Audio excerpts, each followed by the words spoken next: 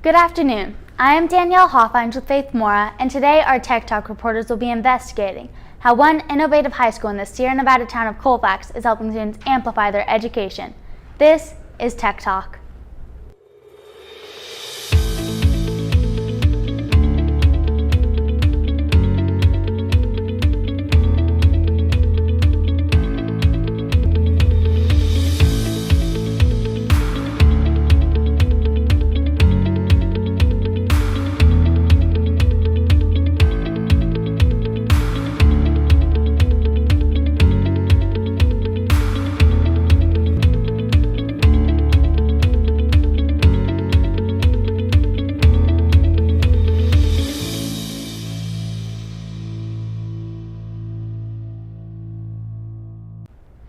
With me as always is Faith Mora, helping to bring you the best stories of innovation from around the world. Now we are going to Colfax High School where students are busy, amplifying their education.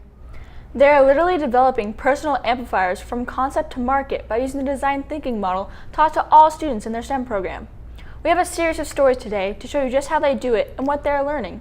Reporter Chloe Qualls brings us our first story from the drafting lab on the Colfax High School campus. Hi, I'm Chloe Qualls with Tech Talk. Colfax High School have been hard at work fabricating their amplifiers for the Amp Up Expo. The students are learning the basics of board drafting, such as drawing shapes and straight lines. They are also using a program called CAD to make a blueprint-like model of their amps. Let's take a closer look with Alex Hansen. For me, the most challenging part was just the patience it took and to get the lines straight on the paper, to get all the lines to match up and to actually have it look good at the end. And it just took me just slow down, and that's all it took. And well, the patience I learned also came into play with CAD, and because you had to be very, very patient when you're working with CAD, and so it kind of carried over from board drafting.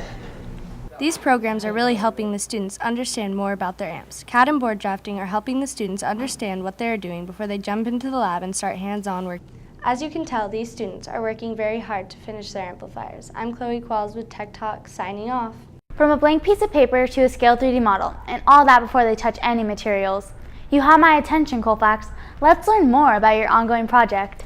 Students are building individual amps, but there's a great deal of teamwork and tools that support their effort in the process. Reporter Morgan Walker has a story on how these designers employ the Google Apps Suite to document their work along the way. Hello, my name is Morgan Walker, reporting for Tech Talk. Let's take a look inside the Media Lab at Colfax High School to learn a bit about how students use Google Apps.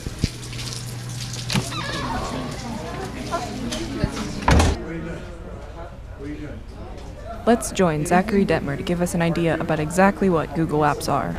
Google Apps are basically different platforms that you could work or store your work on, such as Google Slides. You could create different slideshows on if you wanted to make, obviously, a slideshow about one topic or another, or just show off some pictures that you've taken.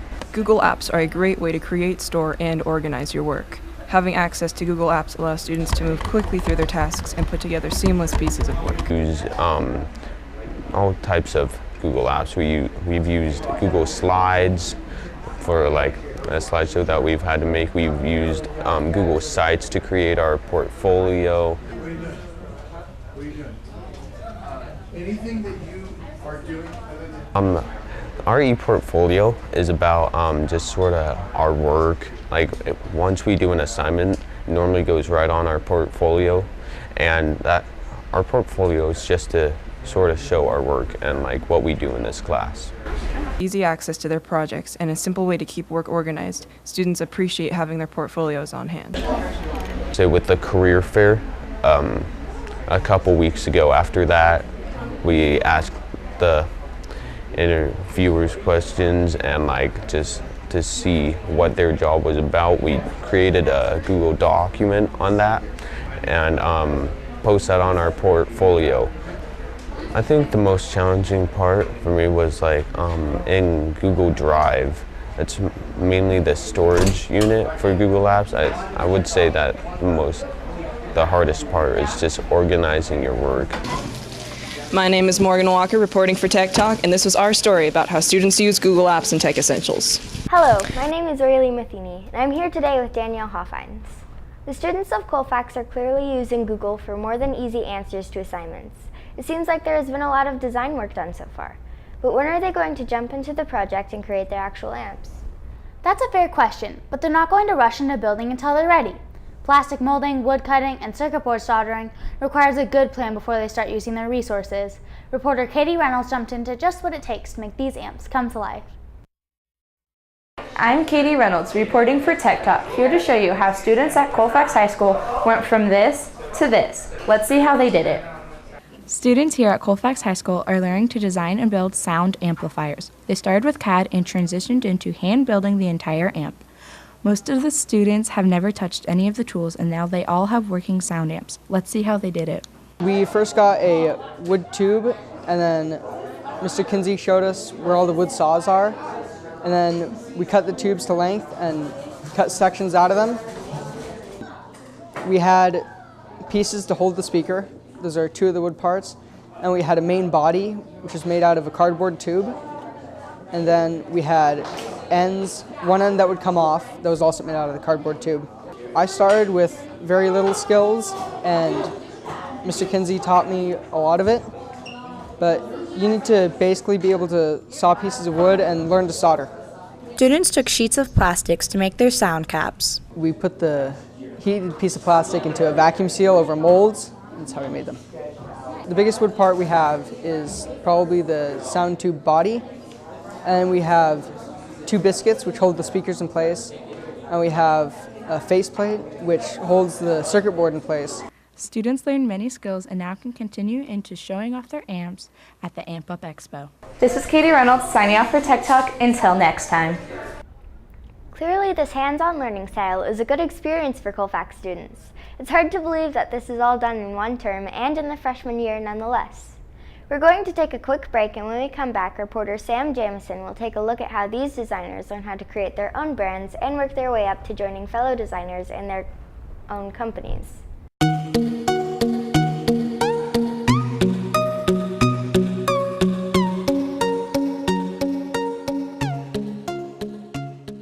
Hi, I'm Chloe Belk, and I'm here to tell you about Amp Up Expo. Right here in the Pucci Pavilion on December 11th, 8:30 to 10:30, we will have students set up all around the gym showing off their skills from this term.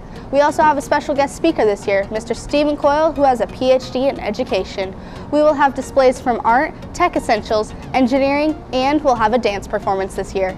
Hey, I'm Mr. Schwartz. I teach here at Colfax High School. I teach both math and pre-engineering. And I teach 3 classes of pre-engineering. The first one is Intro to Engineering Design, where we design and build projects.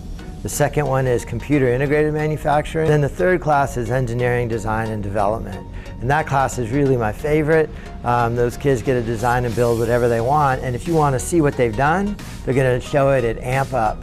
This year's Amp Up Expo, I'm really excited to show our Year 3 students and our advanced student ceramic artwork. They've been working really hard on creating a collection of their personal growth in ceramics.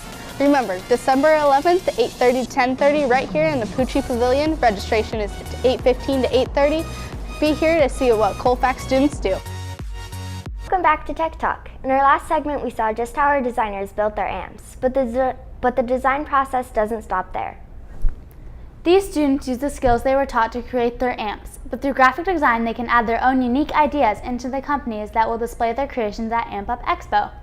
Reporter Sam Jamison takes a look at how each designer brands him or herself and how they prepare small companies to share their products with a live audience at their annual Amp Up Expo. Here at Colfax High School, the students have created custom logos and sound amplifiers for Amp Up Expo. Let's go see what process they use to create them. These students are working in Adobe Illustrator to create logos that amplify their personal identity. These logos are going to represent their brand at the Amp Up Expo. The students also get to personalize their very own sound amplifiers that they build themselves. The students aren't allowed to use copyrighted images, so they have to use their own imaginations to get the result of their very own sound amplifier. We talked to Tia McNally to learn more about the process she used to create her own logo and amp skin. Well, the first thing we did was we created concept sketches where majority of the time we would spend with this blank piece of paper, and you would just sort of draw out ideas that you had to get it down on the paper. And then what we did was we put them in ink, like we inked over them so that the scanner could pick them up. And when the scans came back in, we used those to go into Adobe Illustrator, which we had to learn how to use.